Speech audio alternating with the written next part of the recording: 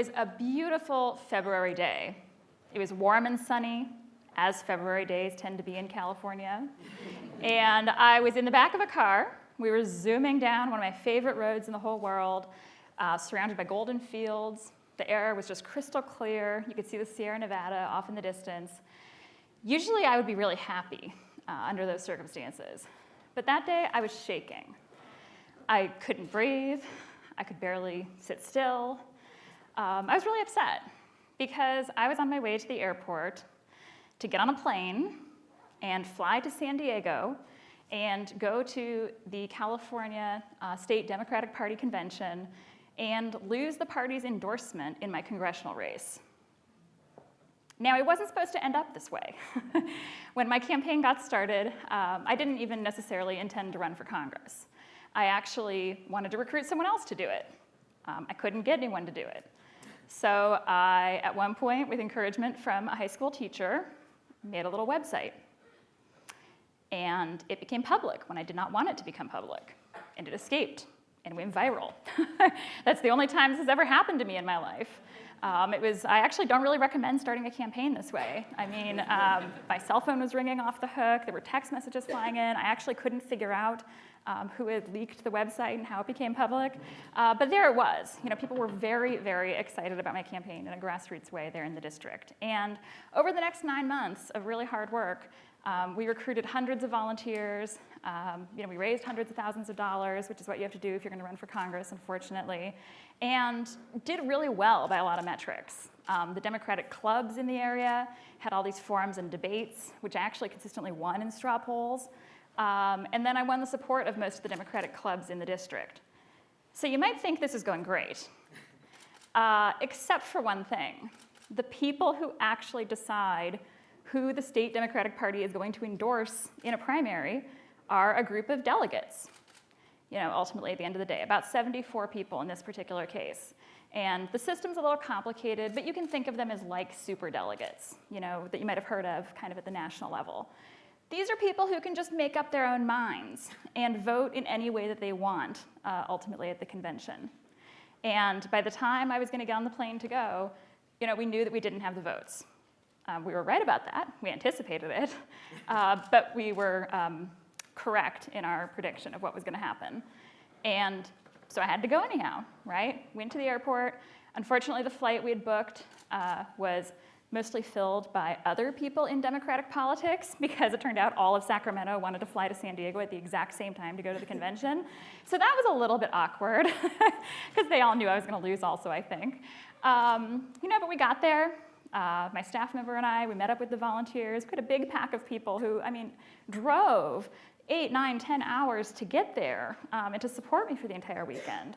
And we worked our hearts out. The volunteers ran up and down, the hallways of this giant convention center. If you've ever been to an academic conference in San Diego, you might have been there. I had been there for an academic conference before, doing my thing, talking about conflict, presenting my award-winning work. This was a totally different context because this was showing up and walking into, political combat and a lot of conflict. And ultimately going into a room, and smaller than this, and in person, face-to-face, watching a whole series of people from my region say, no, we don't want you. No thanks. We're going to choose someone else to nominate or to endorse in this race. And it was pretty terrible. Not going to lie about that. By the end of the day, it was late. The volunteers were actually kind of sprawled in a hallway in the convention center out of sheer exhaustion, total defeat. By the time my manager and I left the building, it was probably 1 a.m. We had not eaten anything the entire day. We go outside, and I had brought tennis shoes with, but I had given them away to another candidate because she was wearing stiletto sandals. And it was obvious that her feet were going to fall off. I was wearing slightly more practical shoes like this, so I had ended up in these shoes throughout the entire ordeal. By the time we got outside, I literally couldn't even walk anymore. We just sat down on the curb at 1 a.m. on the sidewalk in San Diego and couldn't move to walk any farther to the point where we had to get picked up. That's what failure looks like. But we got back up. We walked down the sidewalk, we got our ride, we went back to the hotel, we sat on, my manager and I sat on, she's a woman, just to put this in context, we sat on the beds in the hotel room that we were both sharing, and ate some pizza at 2 in the morning. And then we went to sleep. And then we woke up the next morning. You know, sun rose, it was this beautiful day in San Diego, which is a city I actually really like. We went out to brunch. We made an extremely brief visit back to the convention center. I went back into this dark world of chaos. You know, some people were offering me awkward condolences. Other people were still yelling at me because they were really angry about some political conflicts. And we stayed there for the minimum time possible. I just wanted the tennis shoes back. So we found the person who had the shoes. I happily put them on, and I said, like, we're out of here. Let's go do something else.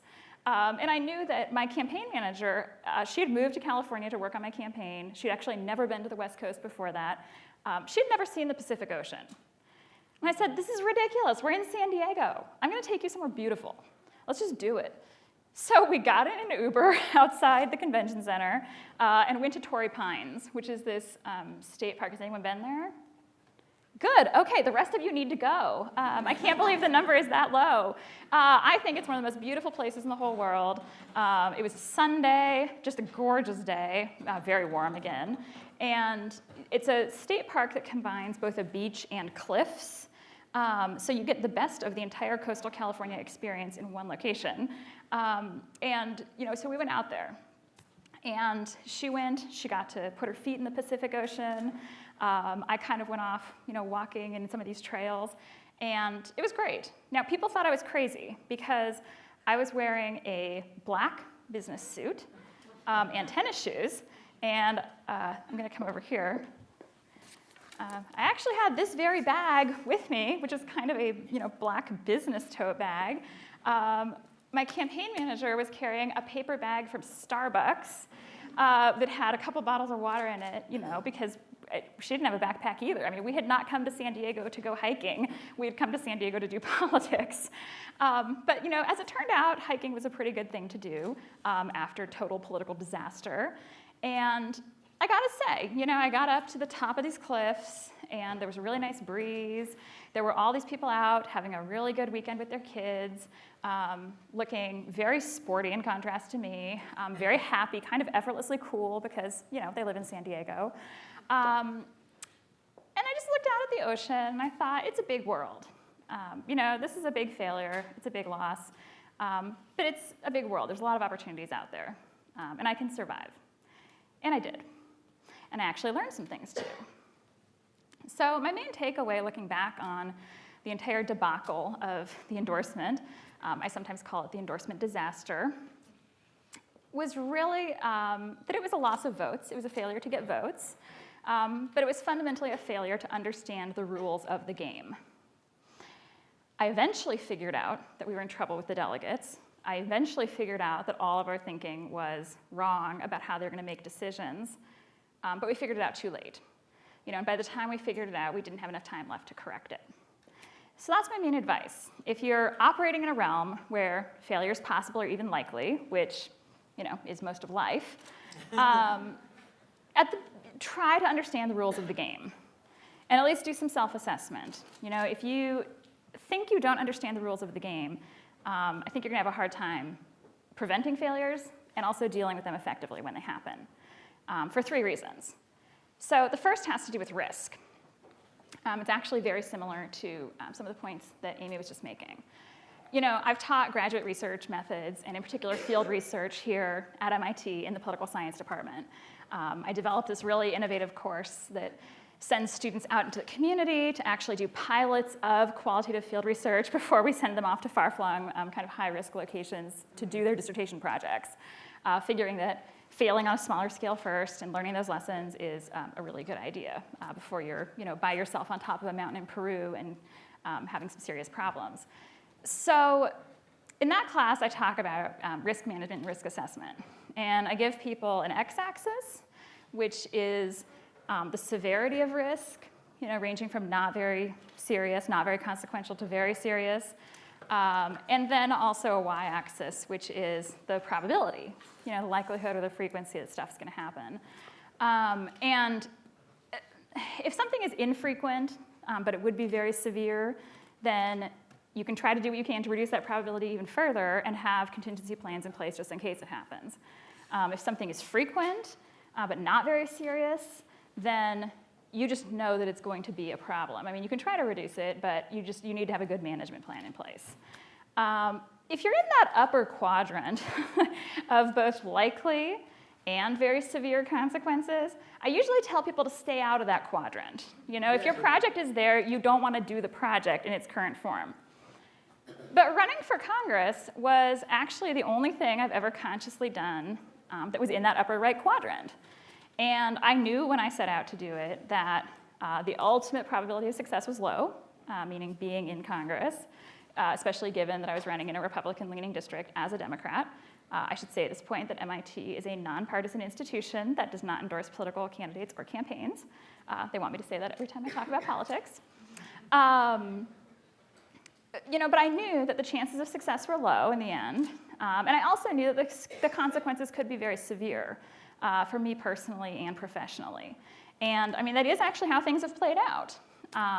Because I left for a year and did not do academic research for a year, I cannot continue working here. I cannot stay in my job here. That is hard to accept, but it would be harder to accept if I hadn't understood that in the beginning. So it's a little bit depressing, but if you're going to be doing sort of high-risk things, you need to understand the rules of the game to start with. Otherwise, I think it's much harder to deal with failures at the end. Now, to be clear, there are some good things that came from running. I wanted to give a shout out. I don't know if they're still here. Some of the Europs are here. Okay, so I wanted to give a shout out. I mean, I'm doing some great new research projects. I'm back here for this 1 year, really trying to take advantage of it. And the whole experience of running and being a political scientist, I mean, it has motivated me in a lot of ways. But at the same time, there are real and serious consequences, and I think it's important to be aware of those. Okay, so the second reason why you need to understand the rules of the game is because it will help you sort things into stuff that you can control and stuff that you can't control. And you might think that running a campaign, there's really only a couple places, a couple moments of like big failure or big success. That was not my experience at all. It was actually that every single day is a series of rapid fire failures and successes. Academic work, it takes a really long time in some cases to know if you failed or succeeded. In other cases, the result's always ambiguous. People will fight about, is this good work, is this bad work? You kind of never get a definitive answer back. Politics is the opposite. It's a lot of very concrete action and real-time results. So you're supposed to go talk to people at a senior center. Does the senior center know you're coming, and is there anyone there when you show up? You're going to go, at one point I drove a couple hours away. Well, actually someone else drove, but we all drove a couple hours away to do a series of events in a mountainous part of the district in winter, both casual outdoor events and a very formal indoor event. I did not bring 2 pairs of shoes. I only had snow boots. Not the most consequential failure in the world, but definitely something that was within my control, right? Can I keep track of where my shoes are or not and show up in appropriate footwear when I need to be on stage doing something? But then there were things that were pretty far out of my control. So I cannot describe to you how strange it is to wake up in the morning, every day for about a year, and not know if there's going to be something about you in the newspaper. And not know if it's going to be good or bad, honestly. There was one morning when I was on a fundraising trip. I was out of the area, which meant actually that my schedule was a little bit less packed than it would have been. I got to sleep. I woke up in the morning feeling really, really refreshed. And I saw all these text messages flying in. Usually not a good sign. And people were saying things like, "Did you see the paper? Did you see the paper?" And I was like, "No, I'm in a different state. Why?" And they're like, "Well, you're in it." And then somebody else said, "You're on the cover."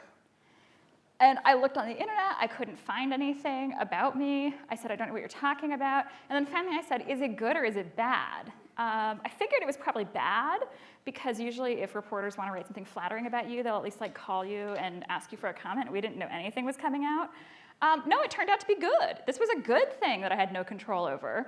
I mean, the main paper in the region was running an article about women running for office, and they just needed a photo illustration for it. And so they put 4 female candidates on the cover, and they put me in giant photos, and they put me next to Dianne Feinstein. I was like, whoa, I've never met Dianne Feinstein. I don't know Dianne Feinstein at all, but being next to Dianne Feinstein on a newspaper, wow, that's, I had no control over that. I did not make that happen, but it was actually a good thing. But sometimes failures come flying at you in the same way, and it's just stochastic at a certain point. It's just out of your control. So that will help you both, understanding that and being able to divide the world into what you can control and what you can't control. It will help you dedicate your time more efficiently. You don't want to spend 6 hours a day worrying about something that you ultimately cannot control. You want to focus that time where you can make an impact, where it's going to be spent wisely. It'll also help you preserve your own sanity, I think, to split up the world in this way. And that's a lesson that I was not forced to learn until the campaign. But it has made me look back on other things in my life and my own career in actually a very different way. Because you might think running for Congress and losing in this sort of spectacular fashion, it's a pretty big failure. You might think that's the only big failure that I have. But I'm special, I guess, among the speakers because I'm going to mention 2. Back when I was in graduate school and I was getting my PhD at Yale, things were going great. I finished my dissertation in basically the right number of years. I won a national award for the best in the field. I published a solo-authored article in the top journal in my field, and then it won an award for the best article of the year. And then I got my job at MIT and came here. And at the same time, had our first son. And then relatively shortly thereafter, decided to have a second kid, but had twins. So there's a 1 in 300 chance that this could happen to you. Don't think it's not possible. People ask me all the time, did you want to have twins? I'm like, no, of course I didn't want to have twins. Not in your control, right? Squarely in the realm of freak biological incident. But that's what happened, right? And then I found myself in the most expensive childcare market in America with 3 children aged 3 and under. And in a field where the average professor at MIT works 65 hours a week. 65 hours. Best case scenario, if you can get your hands on some childcare, you're looking at like 40 hours a week of childcare. Best case scenario. And think about what that costs.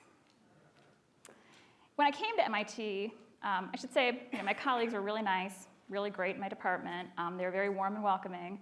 And they said, oh, you've got this great office. It overlooks the playground of the child care center next to our building. So it'll be so fun for you. You get to see all the kids go out in their little coats, and we're kind of high up, and you see them running around on the ground, and it is really cute. But I think I see things differently than my older colleagues do. Because when I see the little coats out there running around, I don't just see, the hot pink and the lime green. I see little dollar signs floating over their heads. And if it's an infant crawling along on the ground, $2,700. If it's a toddler just kind of learning how to walk, $2,300. If it's a preschooler, $2,000. That's per month, per kid. So you guys are smart. It's MIT. I know you're doing the math in your head. Add it all up. Do some multiplication. It's about $90,000 a year. Sending 3 kids to the MIT daycares would have cost $90,000 a year. And yeah, that's more than the take-home pay of an assistant professor here. So at the time, I was very hard on myself.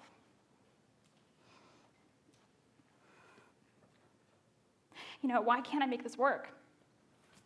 Like, why can't I find enough hours to do the things I want to do?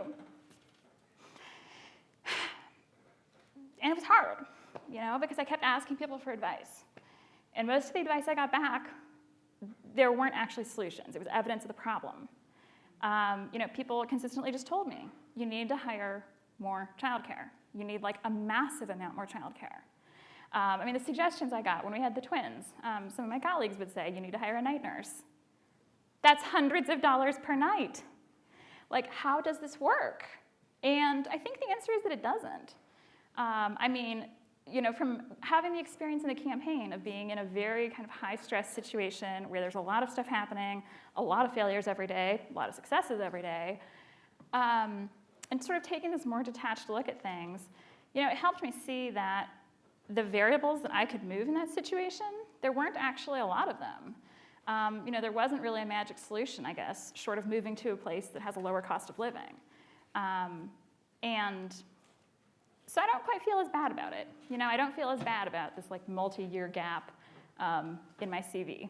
I think that under the circumstances that exist, I was probably doing all right.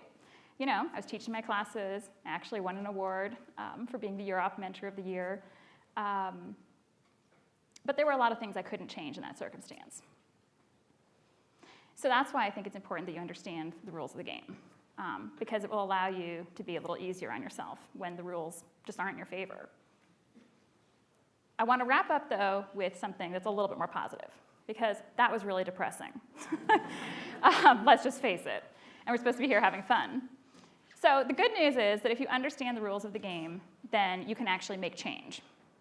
And that, I think, is really cathartic and a really great way to turn even serious failures into something more positive that's either going to help you or help someone else in the long run.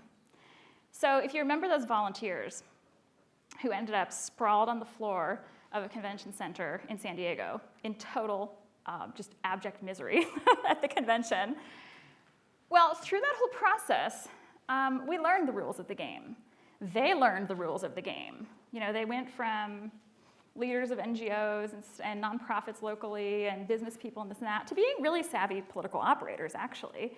And they said, okay, we don't necessarily agree with the rules, but we know what they are, and we know how people get power in this system.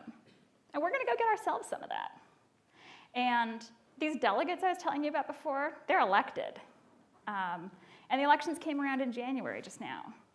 And the ex-volunteers from the campaign, they organized people. They ran a slate, and out of the 14 seats in the region where they were the most active, they won 13 of them.